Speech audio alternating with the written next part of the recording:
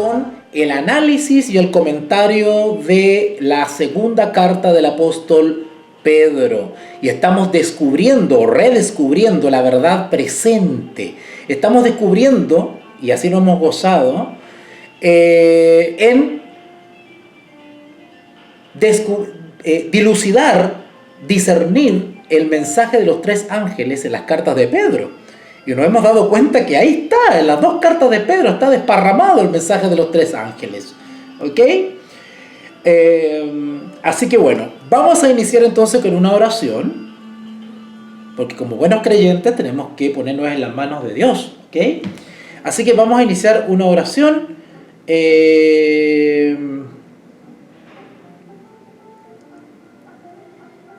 Y eso, vamos a orar entonces. Oremos. Bendito Dios y Padre, gracias en esta tarde maravillosa que nuevamente me permites trabajar, servir al remanente, y que rogamos y esperamos, Señor, que tú nos puedas acompañar en la persona del Espíritu Santo, que nos pueda otorgar el discernimiento que necesitamos, la concentración, la lucidez. Queremos adquirir ese conocimiento del cual habla el apóstol Pedro, el conocimiento de Dios y de Jesucristo. Ayúdanos, Señor, a desarrollar esas virtudes que el apóstol Pedro nos escribe en su cartita. Ayúdanos, Señor, te necesitamos. De igual manera te ruego que tú puedas bendecir grandemente a César, bueno, mis dos amigos César, que está acá presente, a Anita, Mónica y a todos quienes escucharán este tema. Padre, dale a ellos también las capacidades para ser instrumentos de la verdad donde quiera que ellos estén. Dale las palabras, dales el don, el talento, la habilidad para poder persuadir a aquellos que están en las tinieblas y guiarlos a la luz admirable.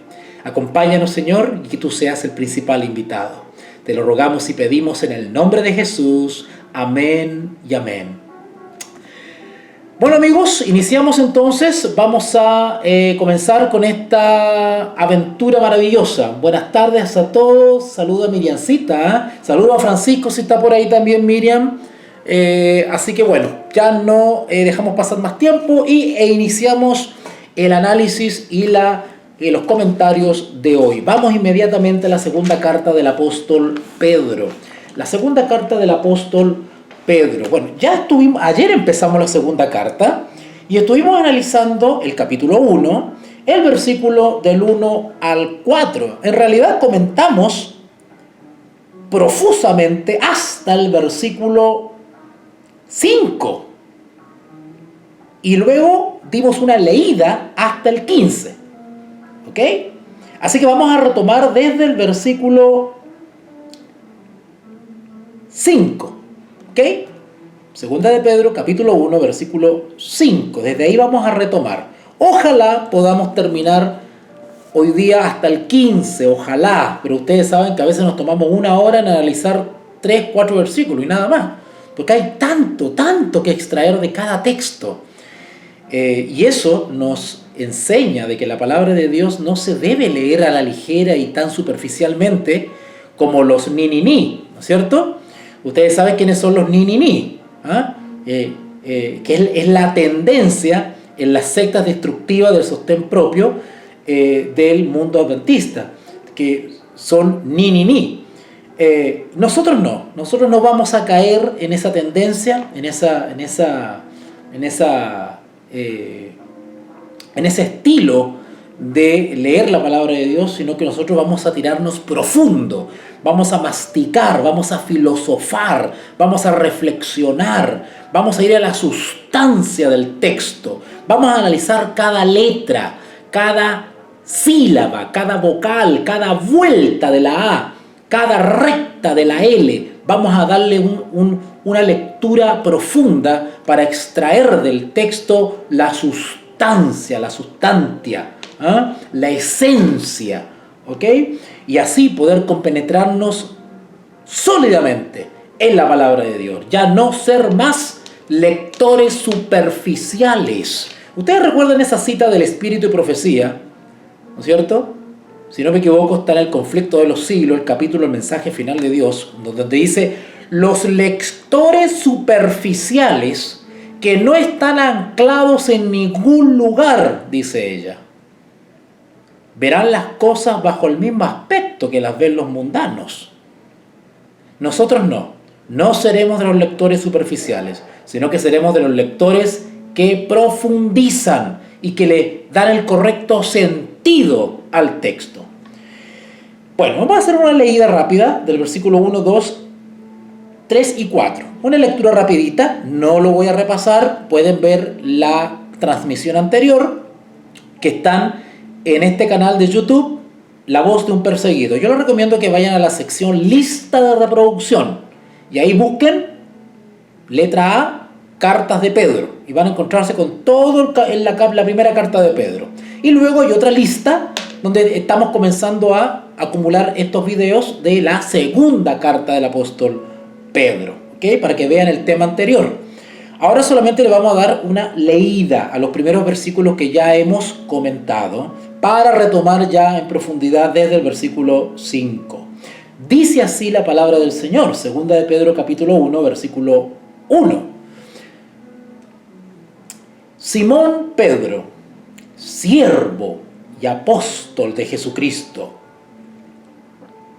a los que habéis alcanzado por la justicia de nuestro Dios y Salvador Jesucristo una fe igualmente preciosa que la nuestra, gracia y paz os sean multiplicadas en el conocimiento de Dios y de nuestro Señor Jesús. Como todas las cosas que pertenecen a la vida y a la piedad, nos han sido dadas por su divino poder, mediante el conocimiento de aquel que nos llamó por su gloria y excelencia, por medio de las cuales nos ha dado preciosas y grandísimas promesas, para que por ellas llegaseis a ser participantes de la naturaleza divina, habiendo huido de la corrupción que hay en el mundo a causa de la concupiscencia.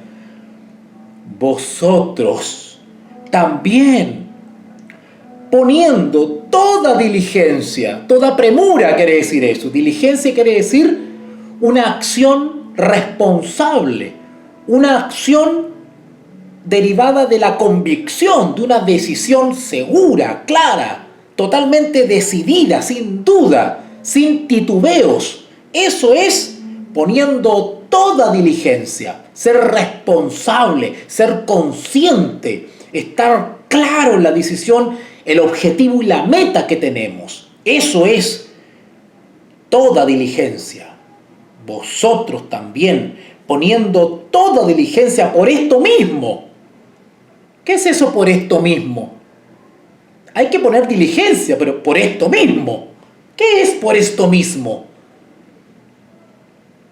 Bueno, el apóstol Pedro nos dice en el versículo 4 que su anhelo es que lleguemos a ser participantes de la naturaleza divina. Por eso mismo, dice él, pongan toda diligencia. Por esto mismo. ¿Se acuerdan que les dije ayer en la transmisión anterior que cuando hablamos de ser participantes de la naturaleza divina es algo un poquito general, es algo un poquito, no sé si decir abstracto, pero es un poquito abarcante? Lo que hace el apóstol Pedro en el versículo 5 en adelante es introducirnos en el detalle de qué es o en qué consiste efectivamente ser participantes de la naturaleza divina. ¿Hay algunos rasgos que son propios de la naturaleza divina? Bueno, en términos generales, cuando se habla de ser participantes de la naturaleza divina, y esto lo expliqué ayer, es simplemente evidenciar las virtudes de aquel que nos llamó. La gracia transformadora de Cristo es patente en los frutos o en la multiplicación de las virtudes del creyente. Y esas virtudes o esos frutos o esas características o esos ese sello personal de todo creyente que crece en la gracia, ¿no es cierto? Es lo que va formando, moldeando o va caracterizando con el tiempo al ser, a la persona. Van marcando una identidad, un sello personal. Nosotros conocemos eso como el carácter, ¿vale? Recuerden que yo les he explicado varias veces qué es el carácter, porque yo escucho por ahí a veces a los torpes del mensaje del tercer ángel, a los parlanchines, y hablan del carácter, el carácter de Cristo, pero no explican qué es el carácter de Cristo. ¿Qué es el carácter de Cristo? ¿Hablar bajito, así como Restrepo? ¿Qué es el carácter? Ser así humilde, casi humilde, casi como tontito, ¿no es cierto? Así como retrasado. Eso es tener buen carácter. ¿Qué es tener buen carácter? ¿Nunca decir la verdad? ¿No enfrentar la apostasía? ¿No enfrentar la herejía? ¿Evitar amonestar? ¿Advertir? ¿Eso es tener buen carácter? ¿Qué es tener el carácter de Cristo? ¿Ser siempre amorosito? ¿Cariñosito? ¿Ser como un osito de peluche? ¿Eso es tener carácter? ¿Qué es el carácter? Hay que explicarlo. Existe una noción bastante limitada y equivocada de lo que es el carácter cristiano. Cuando el espíritu de profecía habla del carácter o la perfección del carácter, ¿han escuchado ustedes eso? ¿No es cierto? Suena bonito, pero ¿qué es? Bueno, yo he explicado a ustedes bíblicamente y por el espíritu de profecía en otras series, le he explicado, y no es la idea hacerlo ahora porque no es mi tema, pero yo le he explicado que el carácter tiene que ver con el ser, la esencia del ser. No quiero usar palabras un poco técnicas porque yo sé que algunos me van a entender, pero es la transformación ontológica humana, ¿vale? El carácter tiene que ver no solamente con la mente, tiene que ver también con los sentimientos, con las emociones, con la conducta, con los actos, con el habla. La transformación del ser tiene que ver con la transformación por la gracia de Cristo de cada célula del cuerpo. Simbólicamente hablando, no es que las células se cambian. Me estoy refiriendo a que la gracia de Cristo tiene el poder de cambiar completamente al ser humano. Sus motivos, sus pensamientos, sus sentimientos, sus emociones, todo es transformado. Y eso se refleja en la conducta, en los hechos, en el comportamiento, en el testimonio personal. Cambia el criterio, se refina el sentido común, crecemos en conocimiento, en discernimiento, en sabiduría, en experiencia, en amor, en consideración, en misericordia. Es extinguido el viejo hombre completamente, es enterrado con sus defectos. Hay una transformación de nuestra naturaleza. Por eso que el apóstol Pedro en el versículo 4 dice, para que por ellas llegaseis a ser participantes de la naturaleza divina. Ser participantes de la naturaleza divina es la transformación del carácter, del ser, de todo, la esencia humana. Eso es el carácter. Carácter no solamente tiene que ver con temperamentos, con maneras de ser. No, esa es una manera superficial de entender el carácter. El carácter tiene que ver con toda la esencia, la naturaleza humana. ¿Ok? Por eso que en el versículo 5 dice, vosotros también, poniendo toda diligencia, es decir, todo empeño, No seamos, diligencia es lo contrario a ser negligente. Negligente es ser irresponsable, es decir, descuidado, prolijo. Entonces el apóstol Pedro nos dice ser diligente. Vosotros también poniendo toda diligencia por esto mismo, es decir, la esperanza, ¿no es cierto?, el anhelo de ver en nosotros cumplidas las preciosas y grandísimas promesas, para que por ellas llegásemos a ser participantes de la naturaleza divina. Vosotros también, versículo 5, poniendo toda diligencia por esto mismo. Y ahora empieza a detallar algunas cosas que tienen que ver con la naturaleza divina. ¿Qué cosas son parte de la naturaleza divina que deben desarrollarse en nosotros? Añadid a vuestra fe virtud. O sea, añadid a vuestra fe. Bueno, yo creo que no hace falta explicar esto, que es la fe, a vuestra fe. Cuando dice a vuestra fe, es a la experiencia de fe de cada uno, de cada creyente. Pedro está haciendo alusión, o está aludiendo, ¿no es cierto?, a la experiencia de fe individual de cada uno. Añadir a vuestra fe. Mi experiencia de fe es distinta a la de Anita. Mi experiencia de fe es distinta a la de César. ¿Vale? Pero todos en algún momento, por misericordia de Dios, hemos aceptado a Jesús como Señor y Salvador por la fe. Unos de una manera, otros de otra. El Espíritu Santo ha obrado de manera distinta en todos nosotros. Esa es nuestra fe. ¿Okay? Así que cuando dice añadir a vuestra fe, está hablando de nuestra experiencia individual. Ahora él dice, añadan a esa experiencia que ustedes tienen, añadan virtud. ¡Wow! ¿Qué es la virtud? Bueno, yo le digo a todos los que me están escuchando, y ustedes saben que yo siempre repito lo mismo, porque es un método pedagógico el estar constantemente repitiendo algunas cosas, porque eso se ancla, se engancha en la mente y eso ayuda a solidificar o establecer ciertas verdades en la mente de los oyentes. ¿Qué es la virtud? ¿Qué es la virtud? ¿Por qué el apóstol Pedro dice a vuestra fe, a vuestra experiencia de fe, añadan virtud?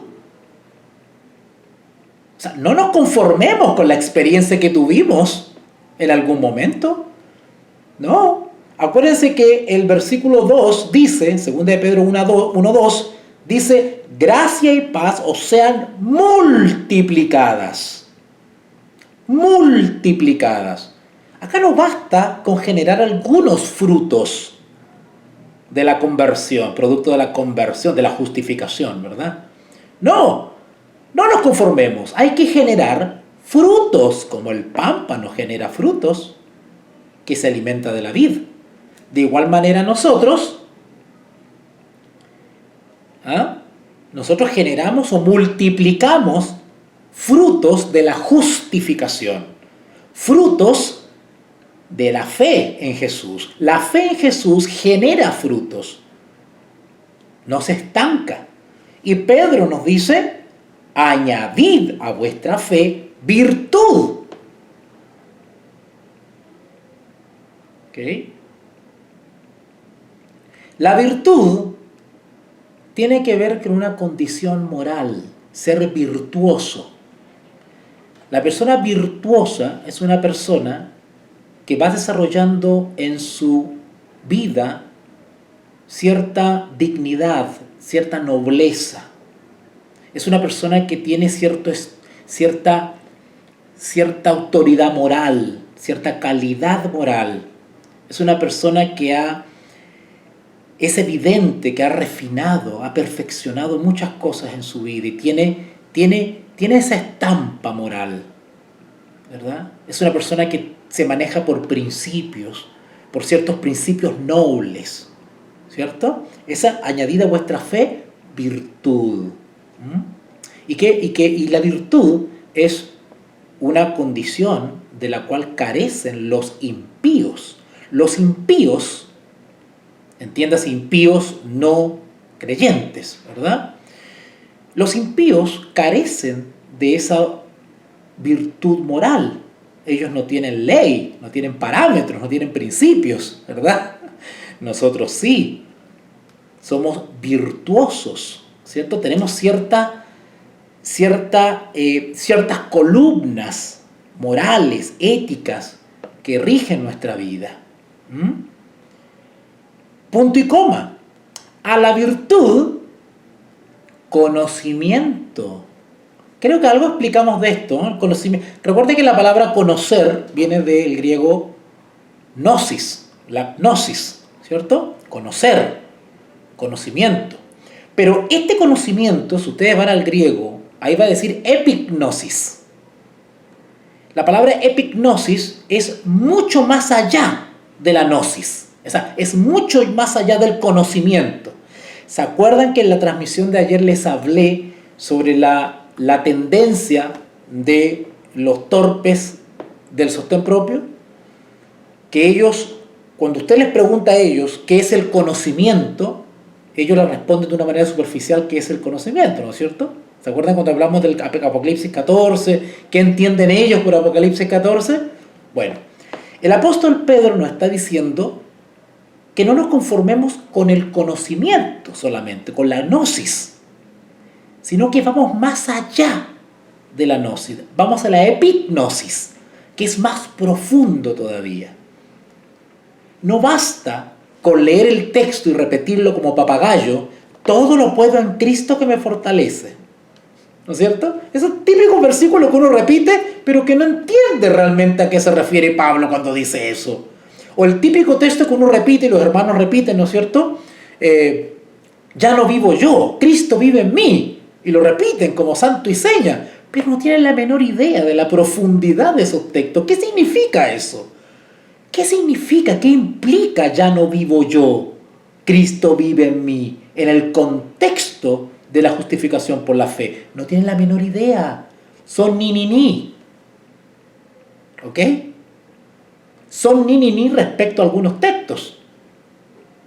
O cuando Jesús dice, oíste que fue dicho, no cometerás adulterio. Mas yo os digo, el que desea. ¡Wow! ¿Qué significa eso? Bueno, el apóstol Pedro nos habla y nos dice que a la virtud añadamos conocimiento, epignosis, más allá de lo superficial, más profundo todavía, el conocimiento del gran Dios de misericordia y de su Hijo Jesucristo. Conocer va más allá de simple adquisición de datos intelectuales, de conocimiento intelectual, de saberse de memoria los textos, de haberse leído todos los libros, de conocer la doctrina, la fecha, la historia, los datos, que el emperador, que la fecha, 1798, 1929, la herida de la bestia y qué sé yo. Esos datos son superficiales. El apóstol Pedro dice, váyanse más profundo, vayan al sentido. No se queden con el Jesús de la simple parábola. Vayan más profundo. Epignosis. Adquirir un conocimiento más profundo de Dios y de Jesús, Dios el Padre y de Jesús, es contemplarlo día a día. Contemplar. Contemplar es estar en un estado de pausa, de quietud, y concentrar todas las facultades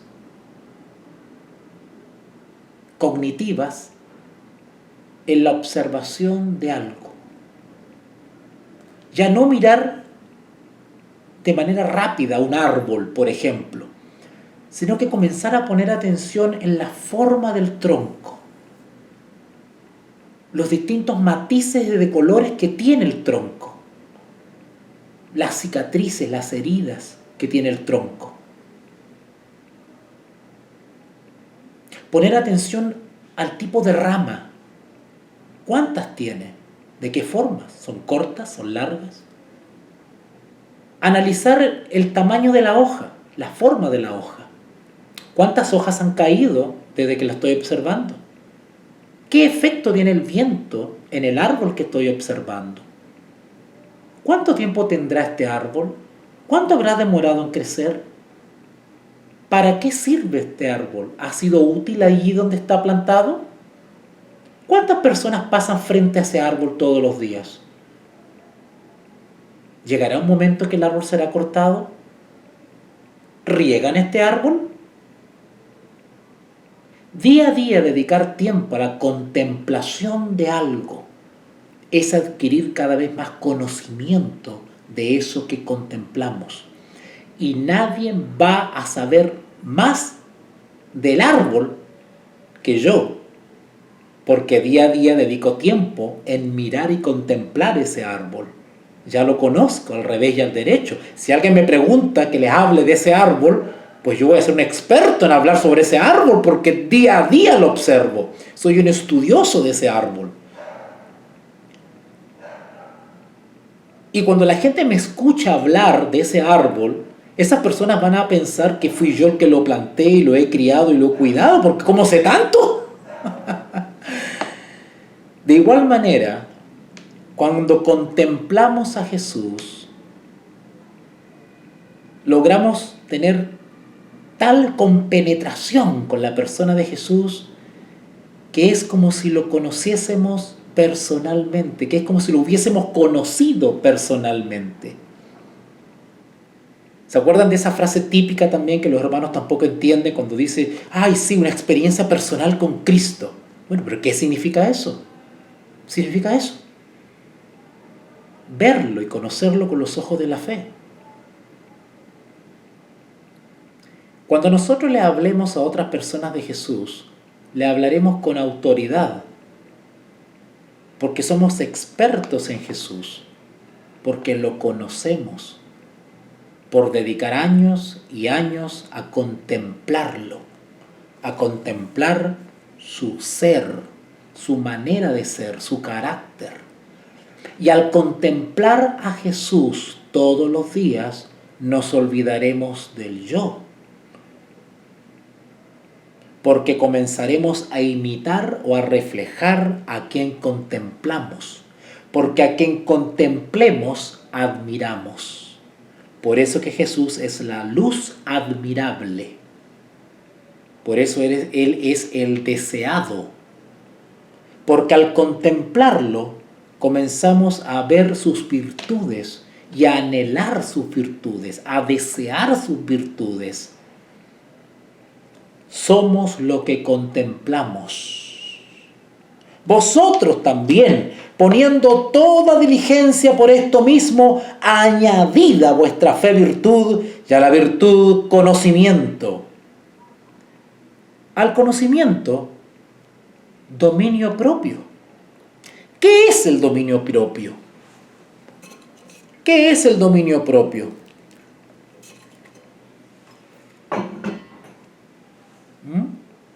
Bueno, el dominio propio vendría a ser lo mismo que templanza. La templanza es una característica también de Jesús. Bueno, son todas características de Jesús. Pero el apóstol Pedro quiere que nosotros también las tengamos, porque así somos participantes de la naturaleza divina. ¿Ok? ¿Qué es el dominio propio? El dominio propio tiene que ver, me está escribiendo mi hija, siempre se le ocurre escribirme a esta hora, cuando estoy haciendo la clase. Le he dicho que a esta hora no me escribo, porque a esta hora yo hago la transmisión. Ay, mi bebé, hermosa. A ver. Amorcito, estoy en este momento en una clase, por favor, te respondo en unos minutos más, ¿ya? Besito, te amo. Ok. Entonces, el dominio propio tiene que ver con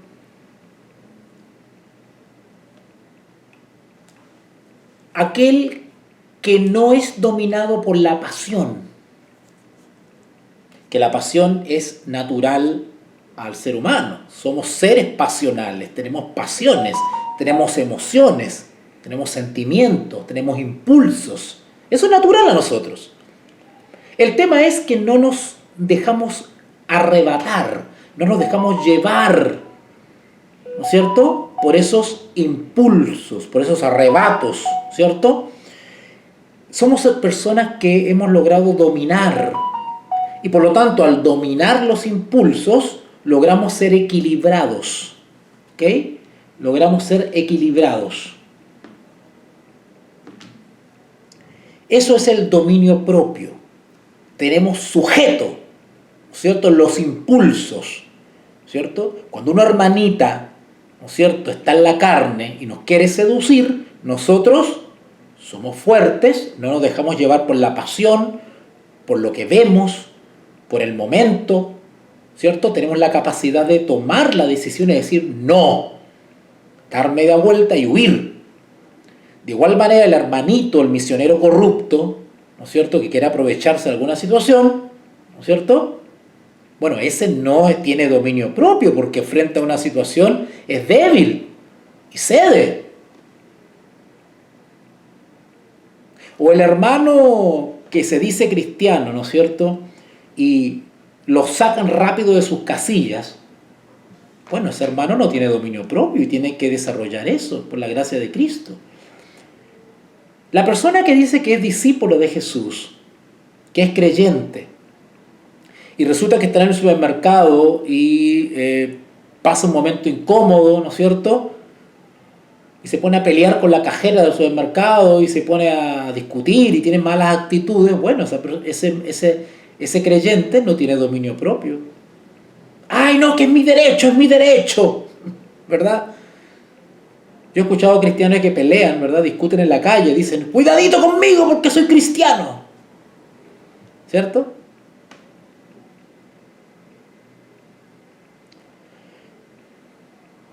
Esos cristianos que andan reclamando derechos y patalean, ¿no es cierto?, que se mueven a pelear con la gente, que se mueven a pelear con el chofer del taxi. Todos esos cristianos que son arrebatados, que se olvidan que son hijos de Dios y comienzan a comportarse y a pelear y a discutir, igual que los mundanos, ¿no es cierto? Bueno, esos cristianos no tienen dominio propio. Cuando se comete una injusticia con uno, bueno, claro que podemos reclamar, claro que podemos discutir, pero hay que hacerlo como cristianos. No podemos salirnos de nuestras casillas. Yo siempre pongo de ejemplo lo que me ha pasado a mí, ¿no es cierto?, todos estos años, donde hay hermanos que me dicen,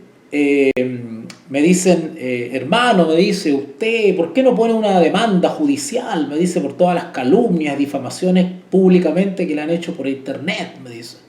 Cómo han usado su foto y le han dicho de todo. ¿Por qué no pone usted una demanda ante los tribunales? Me dice, para que estas personas paguen por lo que han hecho. Me dice, bueno, eso es una decisión personal. Nosotros, los hijos de Dios, no hemos sido llamados a tomar ese tipo de acciones, aunque tenemos derecho de hacerlo. Como ciudadanos yo podría ir a los tribunales y exigir que esa persona que hace videos en YouTube y me difama y todo lo tergiversa, ciertamente si la llevara a tribunales le iría bien mal, porque tendría que pagarme mucho dinero y así no tendría problemas con el alquiler como tengo ahora. Pero nosotros no hemos sido llamados a eso. Hemos sido llamados a poner todas esas injusticias en las manos del Señor. Y Dios se proveerá para pagar el alquiler.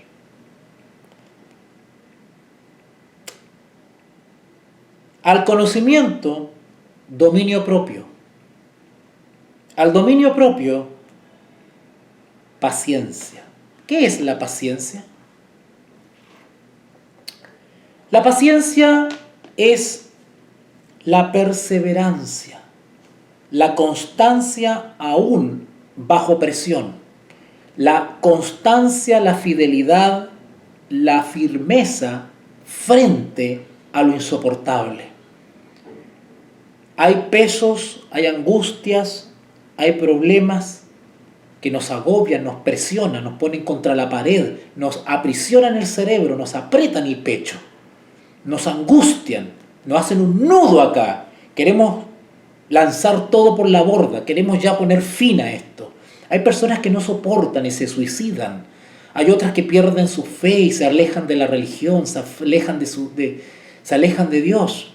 Hay personas que no soportan esto, las presiones o las persecuciones. Bueno, paciencia. Paciencia es esperar, esperar en Cristo, esperar en Dios, soportar, poner todo en las manos de Dios y esperar en Él. Eso es la paciencia. A la paciencia, piedad. ¿Qué es la piedad? ¿Qué es la piedad? Bueno, la piedad es lo contrario a impiedad. ¿Ah? Impiedad, ¿verdad? Piedad viene de pío, de piadoso. Piedad. Piedad quiere decir que aquel que tiene una vida, ¿no es cierto?, una vida que se enmarca dentro de los principios de su creencia. Es una persona piadosa, es una persona que no solamente cumple la forma y los ritos de la religión, sino que es una persona que ya está educada en la religión. Es una persona que es piadosa, es religiosa. Religiosa en el sentido de que ella ha asumido como un estilo de vida cierta forma que tiene que ver con principios y valores, ¿no es cierto? Haber asimilado ya, es parte de su ser, un estilo de vida creyente. Una persona piadosa, es una persona que tiene como característica, la persona piadosa es la que tiene como característica, o valora la santidad, valora lo puro, lo sano, lo santo, lo pudoroso, lo correcto, lo honesto, lo transparente.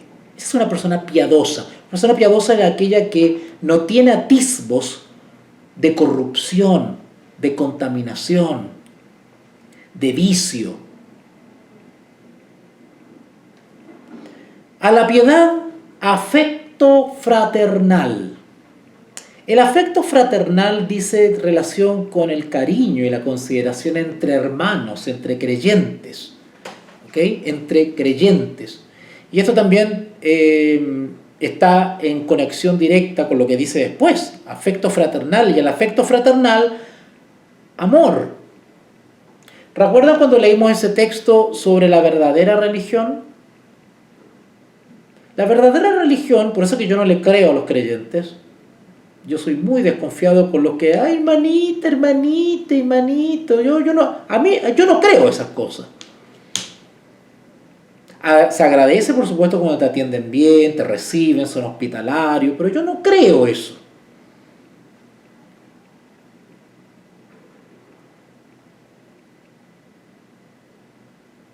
Recuerden lo que enseña la palabra de Dios.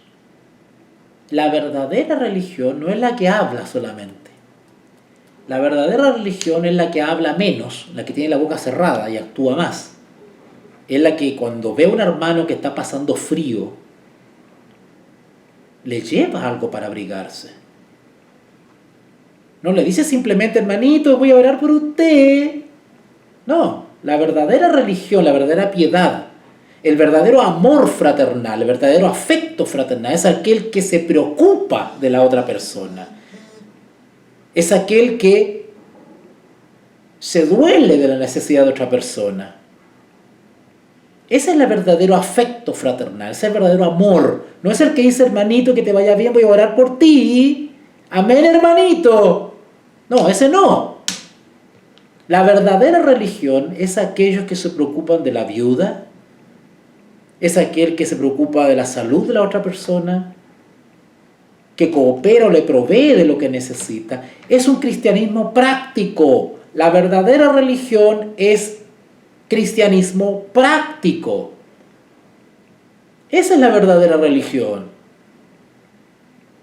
¿verdad? Y se lo digo con mucho cariño, yo no soy mal agradecido. He ido a muchos lugares hermosos donde me han recibido los hermanos y todo lo que tú quieras, pero eso es parte de la cordialidad, es parte de la cortesía, cualquiera lo puede hacer. Todos somos lindos y hermosos el sábado, el día sábado, ¿no es cierto? Cuando nos reunimos, todos somos hermanos. Pero cuando pasa una semana viviendo juntos, cuando pasa un mes viviendo juntos, hay que echar a andar las virtudes que están acá. La paciencia, el dominio propio, el afecto fraternal. Eso se va diluyendo. ¡Ay, que yo quiero privacidad! ¿Ah?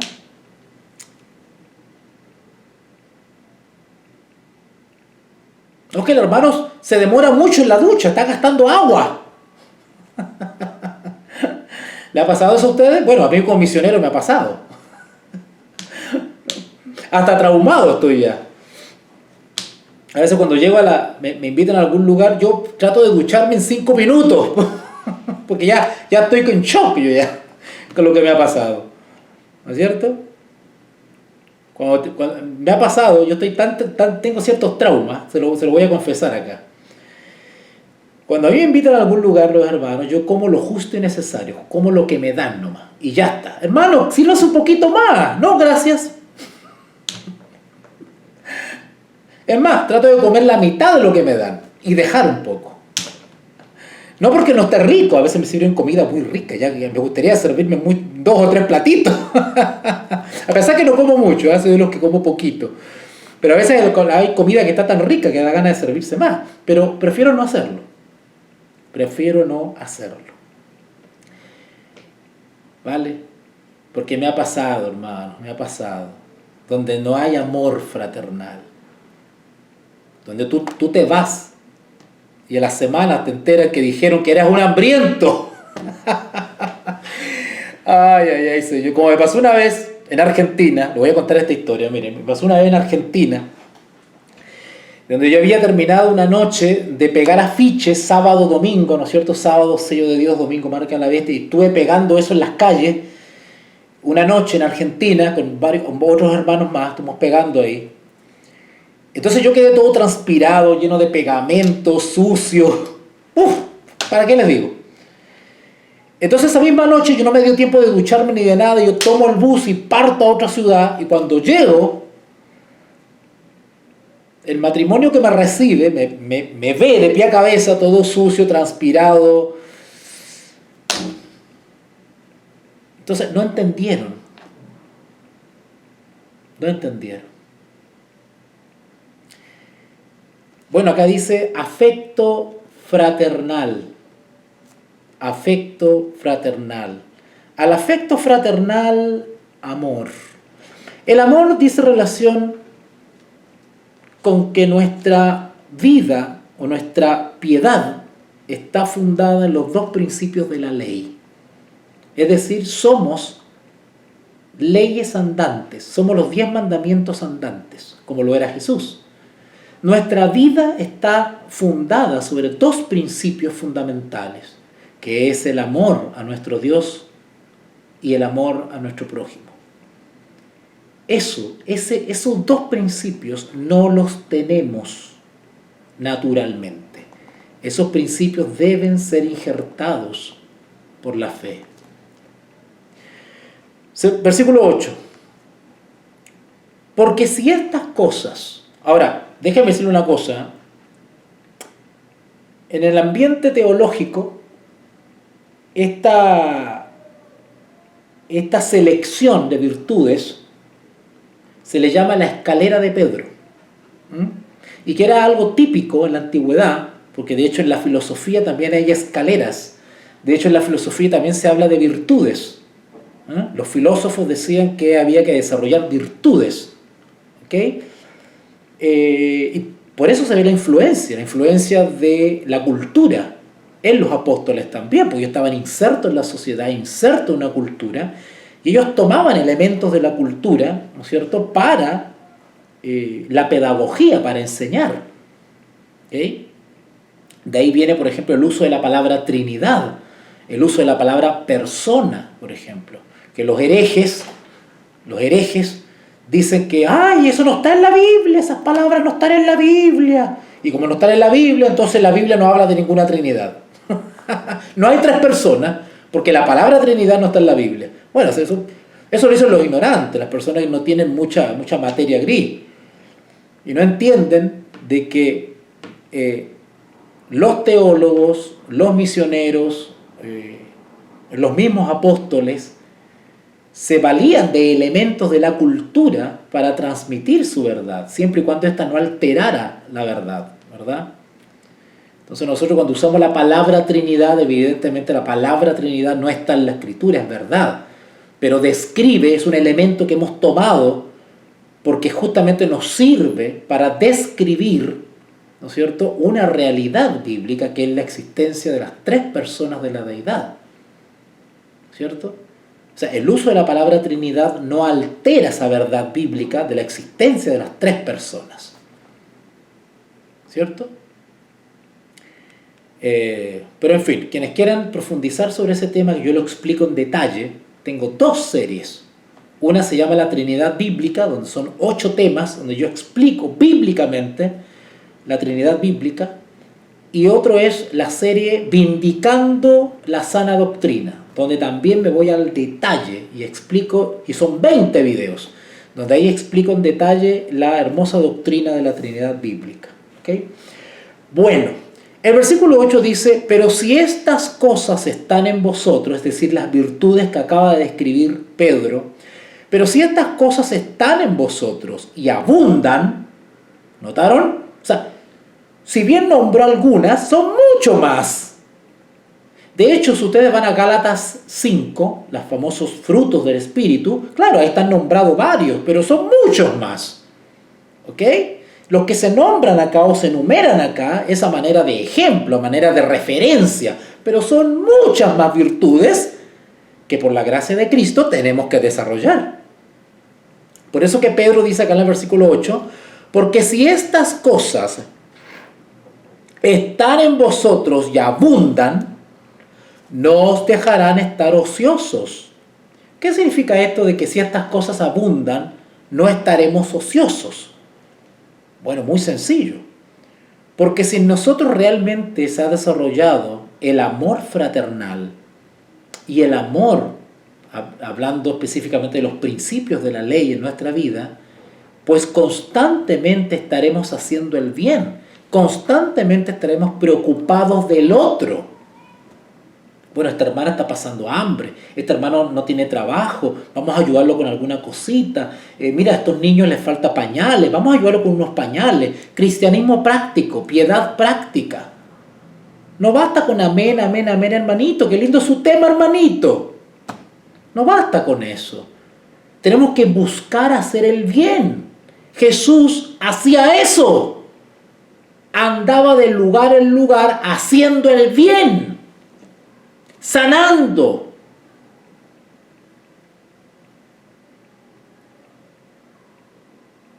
Bueno, si estas cosas están en nosotros, no estaremos ociosos. Estaremos constantemente haciendo el bien. Por eso que Pedro dice acá, versículo 8, pero si estas cosas están en vosotros y abundan, no os dejarán estar ociosos, ni sin fruto, en cuanto al conocimiento de nuestro Señor Jesucristo. ¡Wow! O sea que el cristianismo práctico también es una fuente de conocimiento. ¡Oh, claro que sí! Si no, se lo diré yo. ¿O creen que uno no adquiere experiencia, sabiduría y conocimiento en el campo misionero? Vean los videos que estoy subiendo, donde estoy haciendo un repaso de ciertas experiencias.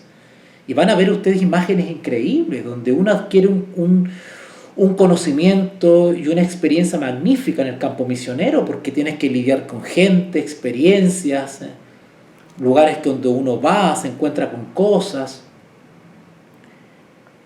Eso es conocimiento en nuestro Señor Jesucristo, porque en tanto que ustedes le hacen un bien al prójimo, a Jesús se lo están haciendo.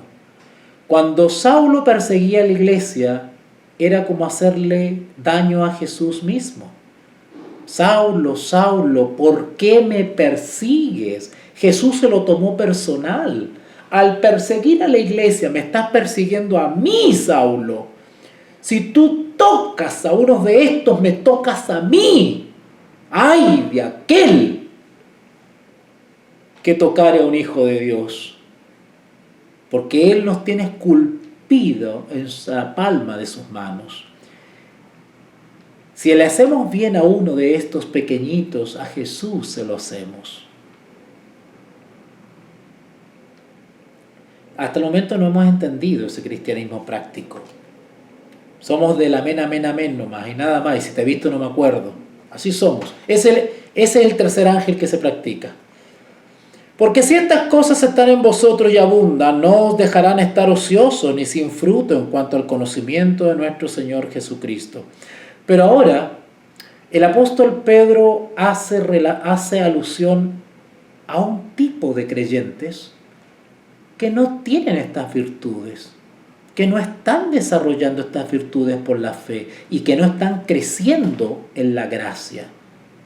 ¡Wow! No sea que estemos en ese grupo. Cuidado. Versículo 9, y ya voy terminando. Pero el que no tiene estas cosas, ¿qué cosas? Las virtudes que acaba de mencionar. Pero el que no tiene estas cosas, tiene la vista corta, es ciego. ¿A quién en la Biblia o en los evangelios se caracterizan por haber sido ciegos? ¿Quién eran ciegos? ¿Quiénes eran los ciegos? ¿Se acuerdan ustedes? ¿Quién eran los ciegos en la Escritura? ¿A quién eran ciegos si tenían la vista corta? ¿Quiénes son ellos? ¿Quiénes eran? ¿Se acuerdan? ¿Quién eran los ciegos? Busquen Juan capítulo 9, Evangelio según San Juan capítulo 9.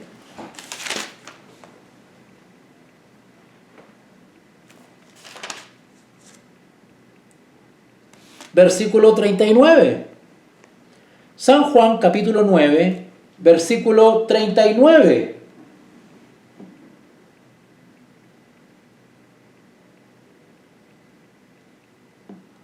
¿Ok?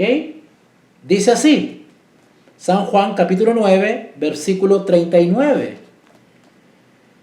Dijo Jesús: para juicio he venido yo a este mundo, para que los que no ven, vean, y los que ven, sean cegados. Entonces algunos de los fariseos que estaban con él al oír esto, le dijeron: ¿acaso nosotros somos también ciegos?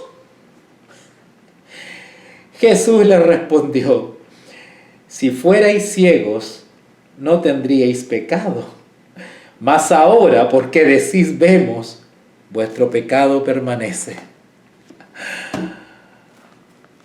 El apóstol Pedro dice ahí en 2 de Pedro 1:9. Pero el que no tiene estas cosas, tiene la vista corta, es ciego, habiendo olvidado la purificación de sus antiguos pecados. Jesús le dijo a los fariseos: vuestro pecado permanece. La causa por las cuales no se crece en la gracia y no se desarrollan las virtudes de aquel que nos llamó, una de las causas por las cuales no adquirimos conocimiento y por la falta de contemplación,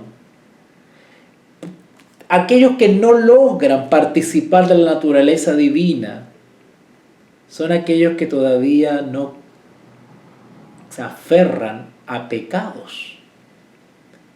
El pecado es la causa de no crecer espiritualmente. Eso es así de sencillo.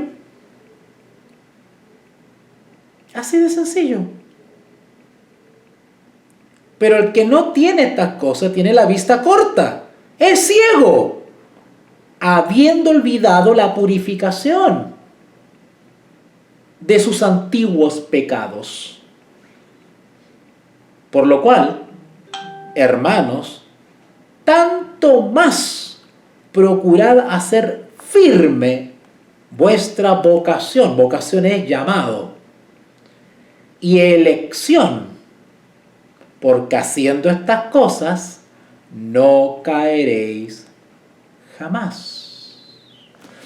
Algunos han leído esto de no caeréis jamás, y no está malo, pero no es tan completo. Pero es completo, es una noción completa, incompleta. Algunos cuando leen aquí no caeréis jamás, dicen, de hecho yo también lo he dicho, que si nosotros nos mantenemos en obediencia por la fe, pues no caeremos en pecado, nos mantendremos en obediencia. Mantenerse en obediencia es es vivir, ¿no es cierto?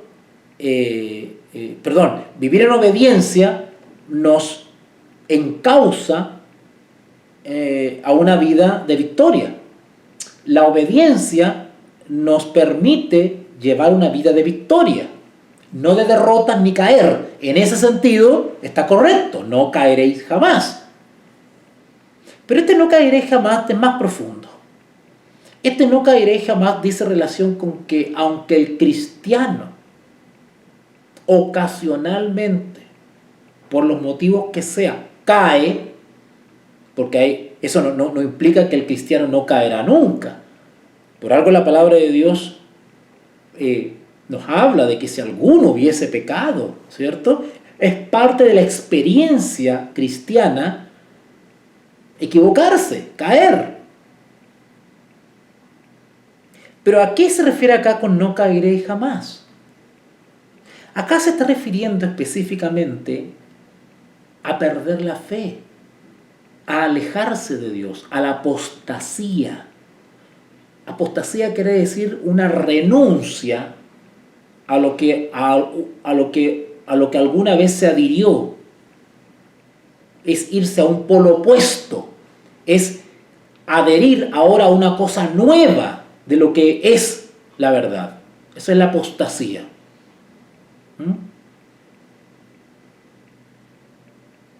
Entonces, el no caeréis jamás dice relación con que no nos alejaremos jamás de Jesús. Porque le conocemos, le contemplamos, pero Él también, nuestro gran Dios, en su misericordia nos acoge cuando caemos.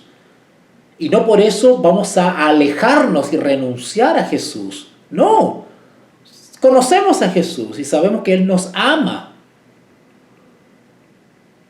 y nos recibe como somos, pero también desea que seamos purificados y santificados. Versículo 11, porque de esta manera os será otorgada, es decir, que en nosotros abunden estas virtudes, porque de esta manera os será otorgada amplia y generosa entrada en el reino eterno de nuestro Señor y Salvador Jesucristo. En otras palabras, el versículo 11 quiere decir que esa es la condición idónea para tener acceso y entrada al reino eterno. La generación y el desarrollo de las virtudes es la condición requerida para tener entrada al reino eterno. Versículo 12. Por esto no dejaré de recordaros, dice Pedro. Pedro sabe que sus oyentes saben estas cosas. No es primera vez que a ellos se les habla sobre esto. Pero la misión del siervo y el apóstolos es confirmar a las iglesias, establecerlas. Por ejemplo, y con esto ya voy terminando, Como obrero me ha pasado que he ido a lugares y he organizado iglesias y han quedado establecidos los hermanitos ahí. Hermanos que me invitan, ¿no es cierto? Y los organizamos, estamos en su casita y esos hermanos sí, yo me voy después, ¿no es cierto? Y esos hermanos siguen ahí juntándose y siguen desarrollándose y qué sé yo. Pero es necesario volver a visitar a sus hermanos para establecerlos, aclarar las dudas, responder preguntas, ¿no es cierto? Seguir la instrucción bíblica, hacerles un seguimiento, fortalecerlos, como lo hacían los apóstoles, que visitaban las iglesitas y contaban las experiencias, contaban las anécdotas. Todo eso le servía a la iglesia se edificaba. Cuando llegaba el apóstol y contaba su experiencia, sí, mira, estuve en Tesalónica y pasó esto, y los hermanos se edificaban porque aprendían de la experiencia del misionero. Rescataban la experiencia del que ha vivido más, del que ha sufrido más. Entonces, Pedro estaba consciente de que ya muchas de estas cositas ya las sabía. Seguramente Pablo pasó por ahí, Tito pasó por ahí, Timoteo pasó por ahí, Bernabé quizá.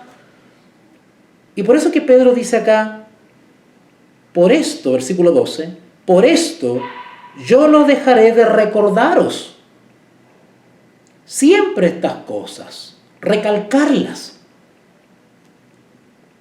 aunque vosotros las sepáis y estéis confirmados.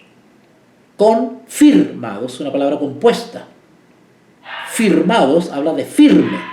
Yo sé que ustedes están firmes, dice Pedro, que tienen cierta solidez, pero yo vengo aquí a confirmarlos, a asegurarme de que ustedes estén firmes. Y si tengo que repetirles 2 veces, se los voy a repetir 2 veces, porque me interesa que ustedes estén sólidamente establecidos. Bueno, a mí me ha pasado que he visitado hermanos que están muy bonitos, muy estables, y una sana doctrina, y ellos están felices, reuniéndose, y al tiempo después los he vuelto a visitar y me he encontrado que ya no creen en la persona del Espíritu Santo, ahora se creen judíos, que ya no dicen Jesús, dicen Yahshua, que no sé qué, y están con otras cosas raras, y tú dices, bueno, ¿y qué pasó? Bueno, y cuando te cuentan, te dicen que hermano, después que usted se fue, vino otro misionero, y nos dijo que nosotros nos habíamos bautizado mal, que no hay que bautizarse en el nombre del Padre, del Hijo y del Espíritu Santo, solamente hay que bautizarse en el nombre de Jesús. Así que todos nos bautizamos de nuevo.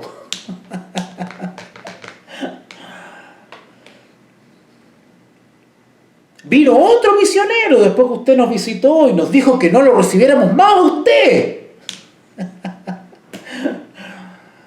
Eso me ha pasado. Y así, como me pasó una vez con una hermana de España me contactó y me dijo, hermano, lo quiero invitar a España, a Barcelona creo que era, lo quiero invitar para que venga a visitar, tenemos un grupo acá en España y queremos visitarlo y qué sé yo. Bueno, perdón, queremos que nos visite y qué sé yo. Y la hermana me compra el pasaje para ir, ¿no es cierto? Yo ya estaba con el boleto en la mano, faltaba una semana para yo partir a España y visitar ese grupo de hermanitos que estaba allá. Y a la semana de partir me llama por teléfono y me dice que por problemas de salud, por problemas de no sé qué, que yo ya no voy. Bueno, y el pasaje se perdió, ese dinero se perdió. Y yo no viajé.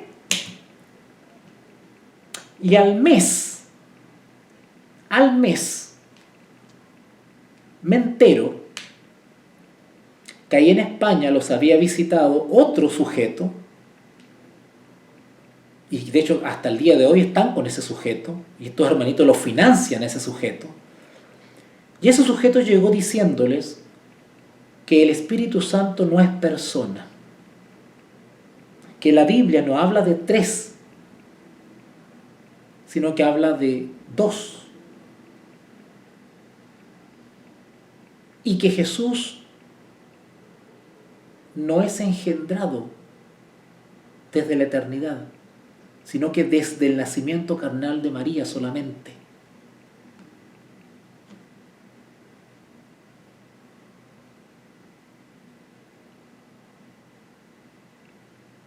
Y ese sujeto capturó ese grupo y ahora ese grupo está en apostasía, son herejes, pero ellos en su engaño, en su cabeza, creen que son de la verdad presente, y regalan libros Conflicto de los Siglos y todo, pero creen en una herejía. O sea, bíblicamente no son cristianos, son herejes, son paganos, pero en su engaño, en su confusión, ellos creen que se acercaron a los pioneros, que ahora ellos son más originales. Y ahí está el sujeto, y tiene un canal de YouTube, y habla, y ahí está. Por eso, que aquellos que están en la sana doctrina tienen que constantemente estar repasando estas cosas, porque anda mucho falso maestro. Por eso Pedro dice acá, segunda de Pedro capítulo 1, versículo 11, porque de esta manera os será, versículo 12, por esto yo no dejaré de recordaros siempre estas cosas, aunque vosotros las sepáis y estéis confirmados en la verdad presente. Pues tengo por justo, en tanto que estoy en este cuerpo mientras vivo, el despertaros con amonestación. La amonestación no es para molestar al hermano. La amonestación no es para hacerle la vida a cuadros al hermano. La amonestación es para despertar, para sacudirte. Y tú tienes que agradecer el que te amonesta, no sentirte ofendido. ¡Ay, me están atacando! No.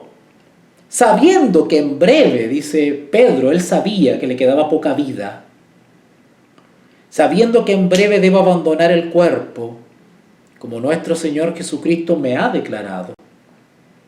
También yo procuraré con diligencia, otra vez, ¿no es cierto? La palabra diligencia, que después de mi partida, o sea, después de su muerte, vosotros podáis en todo momento tener memoria, recordar estas cosas. Qué hermoso, ¿verdad? Qué hermoso. Bueno, vamos a dejarlo hasta acá. Ya ha pasado 1 hora 19 minutos, me pasé del tiempo, pero creo que hemos avanzado y Dios mediante, mañana es, ¿qué día es mañana? Mañana es el jueves, yo no tengo transmisión. Mañana tengo un compromiso muy importante. Mañana yo no tengo transmisión. El viernes estaríamos retomando.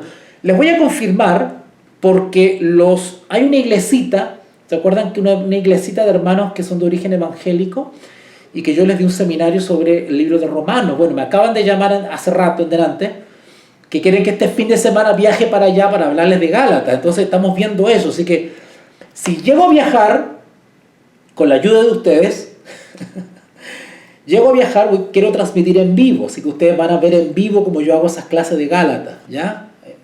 Pero si no viajo, seguimos con Segunda de Pedro, ¿ok? El viernes, nos estamos viendo, el viernes, ¿ok? Vamos a orar entonces, vamos a orar, oremos. Bendito Dios y Padre, gracias en esta noche maravillosa que tú nos has dado para analizar, conversar, comentar la palabra de Dios. Gracias, Padre, porque hemos logrado cierta profundidad y yo sé que muchas personas han aprendido algunas cositas. Gracias por el Espíritu Santo, por la persona del Espíritu Santo que ha estado presente en medio nuestro y que nos ha ayudado a abrir la mente y a poder comprender más profundamente las palabras del apóstol Pedro. Gracias por aquellos que se han conectado, gracias por aquellos que van a ver este video, que se vean grandemente bendecidos.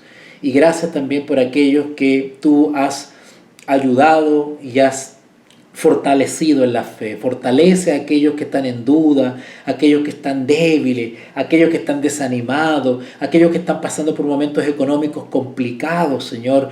Provee de los recursos, provee de alimento. Ten misericordia de tu remanente, Padre. Tenemos grandes defectos, pero queremos crecer en las virtudes que nos habló el apóstol Pedro. Ayúdanos, Señor. Al despedirnos, Padre, queremos quedarnos con tu presencia y que nos acompañes en esta noche. Te lo rogamos en el nombre de Jesús. Amén y amén. Bueno, queridos amigos, quiero darles las gracias a todos ustedes, aquellos que me están apoyando económicamente. Sus donaciones son mi salario y me permiten poder solventar el pago del alquiler y de la señal de internet. Así que les agradezco a aquellos que mes a mes se comprometen, se acuerdan de mí y con su granito de arena me apoyan. Gracias a César, gracias a Mónica, gracias a Anita, gracias a Eliseo, mi gran amigo Eliseo allá de México. Que Dios te bendiga, Eliseo. Espero que Eliseo sea un mero de la verdad presente, ¿eh? Y Anita también. Que Anita sea una tremenda sierva donde quiera que vaya. ¿Ok? A Miriam también y a Francisco, un abracito a la distancia. Ya nos conoceremos en persona. Así que saludos a todos y que Dios les bendiga. Bye bye, bye bye. ¡Ay, Corriente! ¡Ay, me equivoqué! Eliseo de Corriente, Argentina. Oye, qué ganas tengo de ir a Corriente. Yo cuando fui a Corriente, yo estuve en Corriente Capital, me encantó, muy bonito, y estuve en la ciudad de Merced, muy bonito. Así que espero algún día poder estar en Corriente, ir a visitarte, Eliseo, aunque sea estar un día juntos para que compartamos. Ya, ok. Me encanta. Mira, mi segundo país es Argentina. Yo tengo grandes recuerdos en Argentina, una experiencia maravillosa, un país muy lindo que yo quiero mucho y tengo en mi corazón. Un país que he recorrido de norte a sur. Así que depende cómo están las cosas del tema sanitario, me gustaría otra vez, y el tema económico, ir otra vez a Argentina, darme una vueltita. Gracias, Eliseo, muy amable. Hay varias hermanas, hay otra hermana que es de ahí. No me acuerdo el nombre de esta hermana. ¿Cómo se llama esta hermana que es de Corrientes también? Que la quiero ir a ver. Siempre me dice, hermano, ¿cuándo va a venir? Me dice. A ver, ¿dónde está esta hermanita? La hermana Hilda, la hermana Hildita de Corrientes. También tengo que ir a visitarla a ella. Betty, también la hermana Betty. ¿Ves que hay mucha gente en Argentina? Sobre todo en Corrientes. La Hilda, ¿verdad? Así que bueno, ya nos vamos a poner de acuerdo, Eliseo. Es tu mamá. Mira, ay, que soy. Es tu mamá. Mire, hoy con Eldita, siempre converso ahí, le mando un video a Eldita y converso con ella. Mándale mi saludo a Eldita, ¿ok? Mira, yo he estado pero a punto de ir a México, pero los envidiosos y los parlanchines y los torpes de siempre se interponen para impedir que yo vaya a México. Pero yo he estado 1000 veces invitado a México. Yo he estado invitado a Costa Rica, he estado invitado a Puerto Rico, a Dominicana, a Honduras, a Guatemala, pero los envidiosos de siempre te desacreditan y los hermanos echan para atrás la invitación. Así son envidiosos. O miedosos, te tienen miedo porque hablan de manera maldadosa, pero no son capaces de enfrentarte, no te enfrentan. Pero bueno, algún día iré a México, cuando Dios quiera, ¿okay? A Estados Unidos también, tengo grandes amigos allá y me gustaría algún día poder estar por allá, pero bueno, todo depende del tema económico y de la disposición que se tenga, ¿no es cierto?, de que te reciban, ¿verdad? Así que eso. Bueno, ahora sí los dejo, chiquillos, ¿no? Un abrazo, un besito a todos y los quiero mucho. Que Dios les bendiga. Bye bye.